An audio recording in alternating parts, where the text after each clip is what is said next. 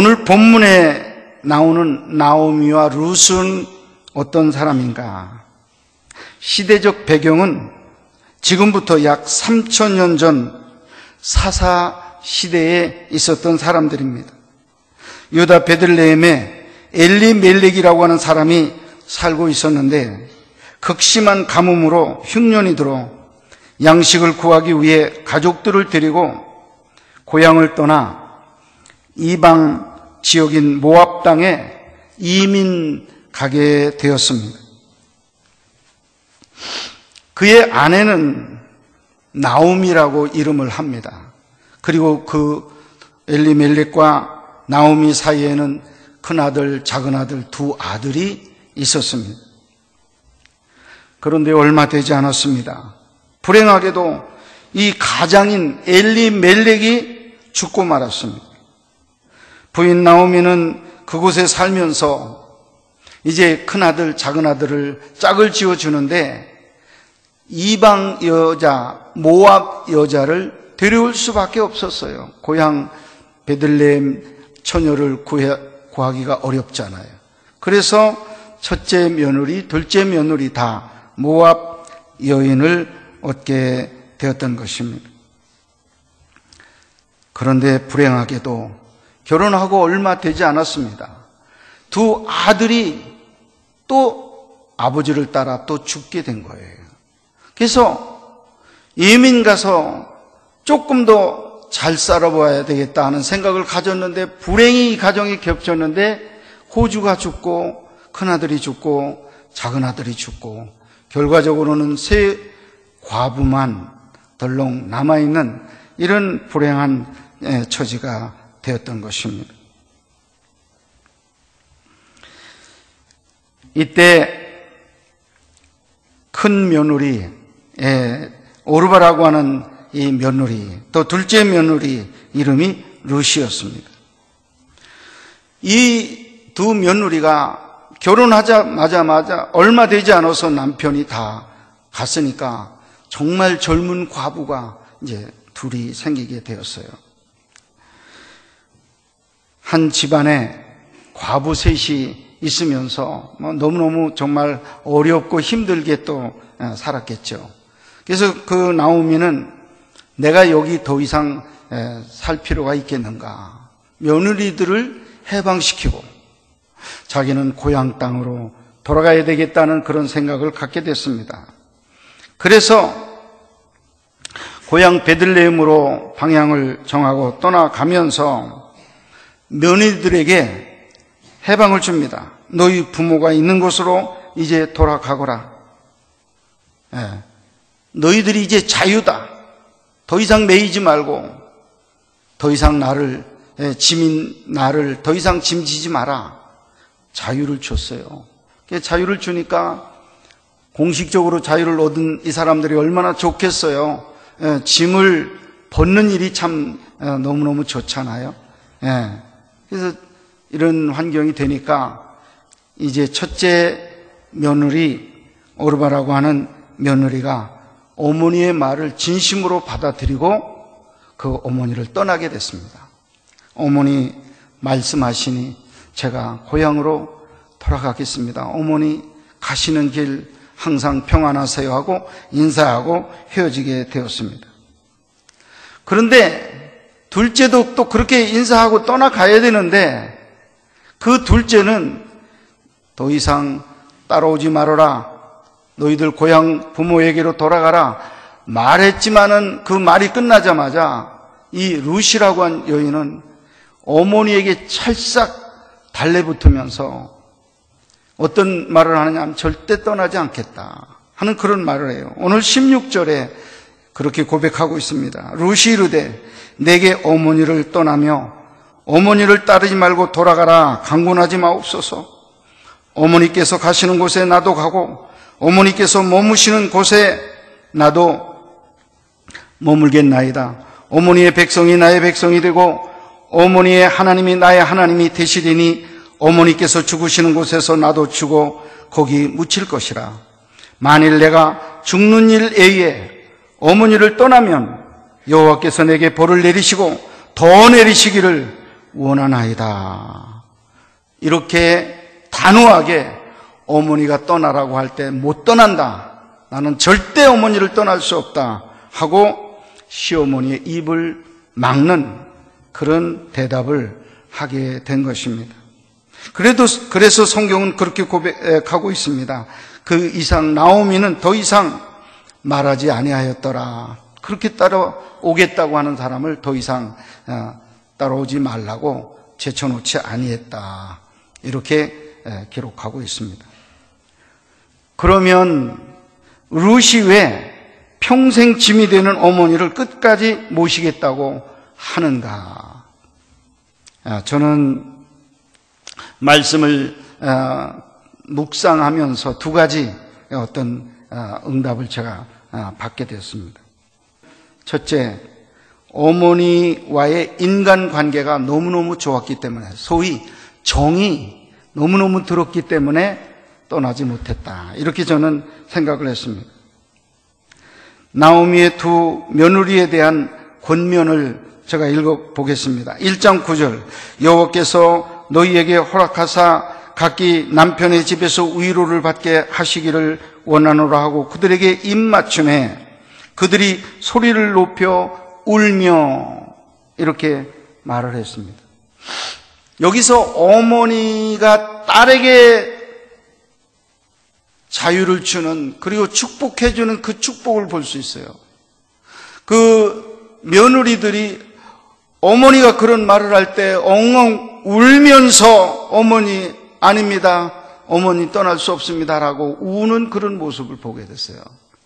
여러분, 이 고부 간의 이 관계가 보통 관계가 아니라는 거예요. 너무너무 정이 드는 그런 관계였다 하는 것입니다. 10년 홀시어머니를 모시다 보면 드러날 것 다 드러나게 되고 안 드러날 것도 드러나게 되는 일입니다. 그래서 흉이 많이 나오게 돼 있어요. 그래서 10년이면 아유 그럼 잘 가시라고 그렇게 서로 헤어져야 되는 입장인데 10년 동안 물론 흠도 있었겠지만은 들은 정이 더 컸어요. 그래서 어머니와 이 정이 깊어져서 떠날 수가 없었다. 이렇게 저는 묵상이 되었습니다. 나오미는 두 며느리를 딸처럼 여기고 아꼈고 두 며느리 역시 시어머니를 친정어머니처럼 모셨던 것입니다. 이 관계가 친딸, 낳은 딸, 그리고 어머니 그 관계처럼 아주 깊어져서 떠내보낼 수가 없는 거예요. 이런 관계를 어머니께서 만들어 주셨다 하는 것입니다. 둘째, 왜 룻이 그렇게 어머니를 놓지 못했는가? 어머니의 진실한 신앙을 보았기 때문에 그렇습니다.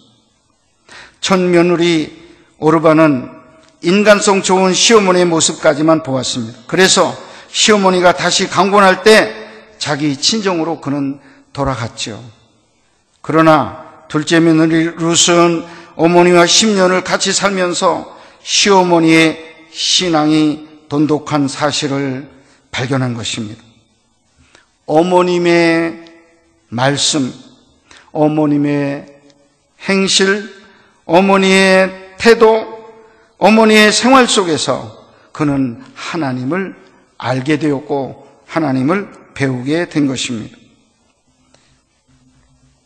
그리고 어머니의 믿음을 이제는 소유하게 되었다 하는 것입니다. 효에는 두 가지 효가 있다고 생각합니다. 첫째는 이 세상에 있는 윤리적인 효예요. 윤리, 도덕적인 효. 우리나라는 도덕적인 효를 많이 강조하죠. 인간 관계 속에서 효를 우리가 이제 드립니다. 그렇지만 인간관계는 아무리 좋아도 이 땅에서 삶이 그칠 때 관계가 끊어지게 됩니다. 좋은 부모님도 돌아가시고 나서는 금방 잊어버려요. 그리고 좋은 선생님도 너무너무 존경하던 선생님도 돌아가시니까 딱 끝내게 됩니다.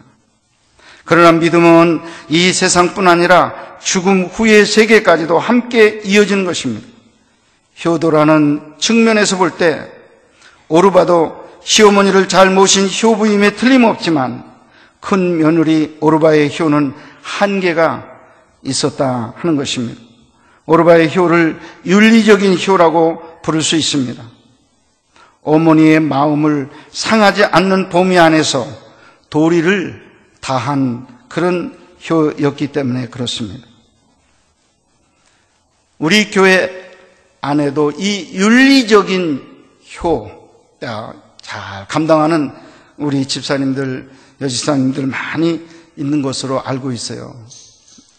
그렇지만은 시대가 정말 변화가 되니까 제 어머니 또 시아버지, 시어머니, 장인, 장모 이게 섬긴다고 하는 게 점점 좀 어려워지고 힘들어져서 모시기보다는 이제는 떠나는 이런 일들이 많이 있는 오늘의 실정, 안타깝기 짝이 없는 것입니다. 이런 우리들에게 우리 하나님께서 오늘 말씀하십니다. 너희들은 크리스찬이다. 그리스도인의 효는 이 세상 윤리적인 효를 포함해서 뛰어넘는 효다. 더 잘해야 된다. 이 세상 사람들이 부모에게 하는 효보다도 더 곱절로 더 잘해야 된다고 우리 하나님께서 말씀을 해 주시고 있습니다.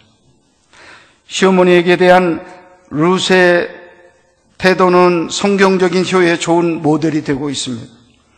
성경은 내 부모를 공경하라.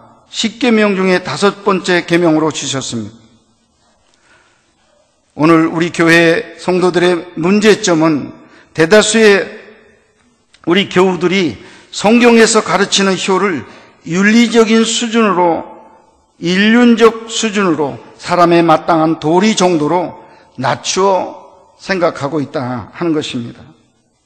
시어머니 나오미가 두 며느리들에게 떠나라고 했을 때 룻이 이렇게 답을 했습니다. 그 대답은 바로 그리스도인 우리들에게 이 세상 윤리적인 효보다 더 높은 효를 말씀하고 있는 내용으로 답변이 나옵니다. 내게 어머니를 떠나며 어머니를 따르지 말고 돌아가라 강권하기를 마옵소서. 어머니께서 가시는 곳에 나도 가고 어머니께서 머무시는 곳에서 나도 머물겠나이다. 어머니의 백성이 나의 백성이 되고 어머니의 하나님이 나의 하나님이 되시리니 어머니께서 죽으시는 곳에서 나도 죽어 거기 묻힐 것이라. 만일 내가 죽는 일 외에 어머니를 떠나면 여호와께서 내게 벌을 내리시고 더 내리시기를 원하나이다. 이런 룻의 그 대답 속에 여러분 들어있는 것은 오늘 우리 하나님께서 원하는 효, 우리 그리스도인들이 해야 할 효의 그런 내용이 여기 그려져 있다 하는 것입니다.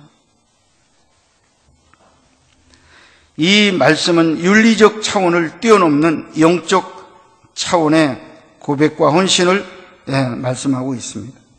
윤리적 차원의 효는 내 아버지, 내 어머니로 국한됩니다. 나를 낳아주시고 나를 길러주신 분. 거기서 끝나요. 시아버지, 시어머니 이제 좀 멀어집니다. 장인, 장모, 나 낳아주신 분들 아니에요. 아내를 낳아주신 분이지. 거기 또 멀어진다는 거예요. 거리감이 멀어집니다. 그러나 영적 차원, 믿음의 차원에서의 효는 시아버지, 친정아버지, 시어머니, 친정어머니의 구별이 없다는 것이에요. 혈연 관계를 뛰어넘는 효가 바로 우리 그리스도인들이 해야 할 효라고 하는 사실입니다. 룻은 자기 생명이 다하기까지 어머니를 끝까지 보살피겠다고 결단하고 있습니다. 마치 예수님 십자가상에서 말씀하신 내용이 연상이 되고 있습니다. 요한복음 19장 26절로 27절 예수님께서 십자가상에서 마지막 운명하시기 직전에 7마디 말씀을 하시고 숨이 지셨어요. 7마디 중에 한 마디가 효에 대한 말씀이었습니다.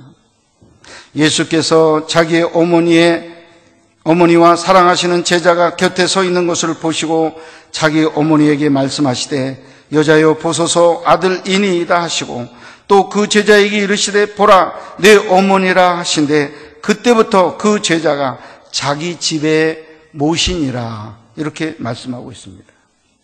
여러분, 예수님의 지금 형편이 말할 형편이 아니에요. 그의 그 온몸에서 머리에서 옆구리에서 피가 다 쏟아져 나갔죠. 그 다음에 물이 다 쏟아져 나갔죠. 물과 땀이 다 빠져나간 그 몸은 이제는 갈증만 있어요. 목마른 거예요. 목이 마르면 말이 안 나와요. 모든 힘이 다 빠져나갔어요.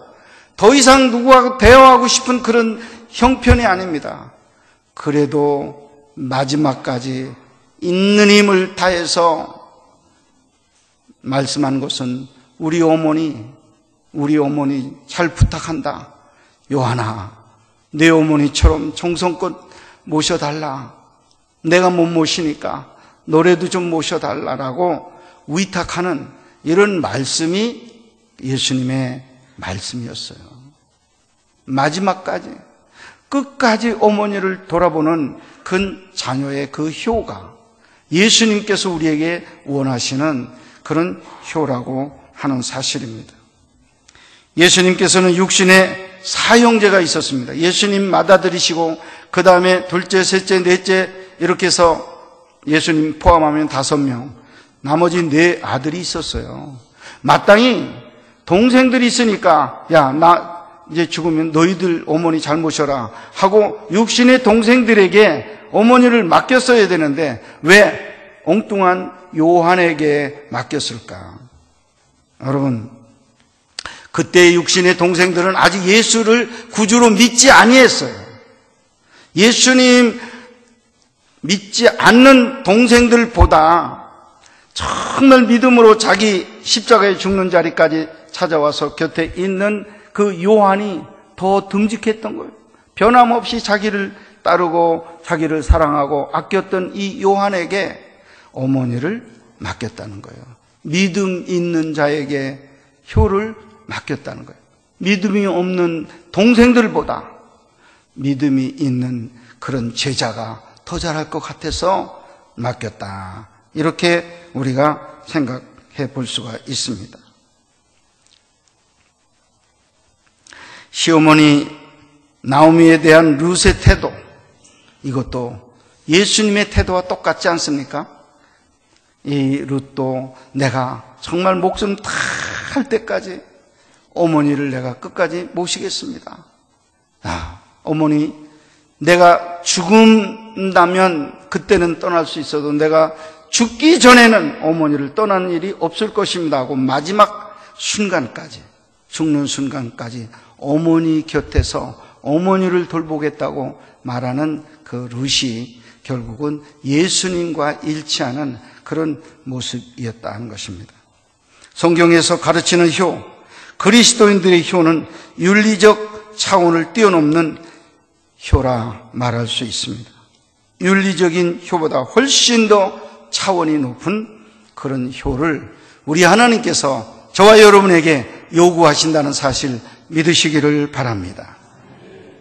그러면 믿음의 효 실천은 어떻게 할 수 있습니까? 히브리서 11장 6절에 보면 믿음이 없이는 하나님을 기쁘시게 하지 못하나니 하는 말씀이 있습니다. 이 말씀을 약간 변형해서 이렇게 적용해 볼 수 있습니다. 믿음이 없이는 부모님을 기쁘시게 하지 못하나니 이렇게 바꿔볼 수 있습니다. 먼저 우리가 받은 하나님의 사랑, 갈보리 사랑, 십자가 사랑을 깨달아야 합니다.